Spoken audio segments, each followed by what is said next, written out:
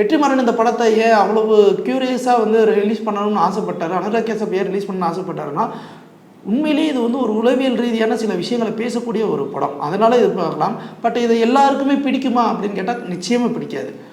கலாச்சாரம், கட்டுப்பாடு இந்த மாதிரியான நிறைய விஷயங்கள் இருக்கிறவங்களுக்கு இந்த படம் பிடிக்காது. ரெண்டாவது, இந்த படத்துடைய திரைக்கதை ரொம்ப ரொம்ப மெதுவாகவே நகர்ற திரைக்கதை. நம்ம மெயின் ஸ்ட்ரீம் சினிமான்னு சொல்லக்கூடிய ஒரு வணிக ரீதியான வர்த்தக ரீதியான சினிமாவுக்குள்ளே நம்ம ரொம்ப காலங்களாக பயணிச்சிட்டோம். இது வந்து அதை எல்லாத்தையும் உடச்சி வணிக ரீதியான சினிமாவாக இல்லாமல், அதே மாதிரி நாங்கள் வந்து ஃபஸ்ட்டு போய் பார்க்கும்போது வெறும் செக்ஸுவல் இன்டர்கோர்ஸ் மட்டும்தான் கதை, இல்லை ட்ரக்கு இது மட்டும்தான் கதையாக இருக்குமோன்னு நினச்சோம். அப்படிலாம் இல்லை. இந்த கதையில் வந்து ஒரு பக்கம் எப்படி போனாலும் இன்னொரு பக்கம் அம்மா கேரக்டரில் ஒரு ரோல் பண்ணியிருப்பாங்க. சூப்பரான ஒரு ரோலு. என்ன தான் பெண் தப்பானவளாக இருந்தாலும், தப்பான முன்னுதாரணமாக எல்லார்கிட்டையும் சித்தரிக்கப்பட்டாலும், அம்மா வந்து தன்னுடைய பெண்ணை எந்த இடத்துலையும் விட்டு கொடுக்க மாட்டா.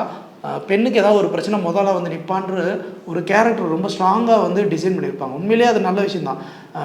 எப்படின்னா, ஒரு பையன் ஊனமோ அப்படின்னு 1000 விஷயங்கள் பேசினாலுமே கூட அவங்களுக்கு அவன் வந்து ஒரு பையன் அப்படிங்கிறது நம்ம எல்லாருக்குமே தெரியும். அது மாதிரி தான் இது. தன்னுடைய பிள்ளை வந்து ஊர் உலகத்தில் எப்படி தப்பாக பேசப்பட்டாலும் அந்த பிள்ளை வந்து எக்காரணத்தை கொண்டு ஏதோ ஒரு இடத்துல திருந்திடுவாங்கன்னு நம்பிக்கையை அம்மா மனசில் விதைச்சிருக்காங்க அப்படிங்கிற ஒரு விஷயம்.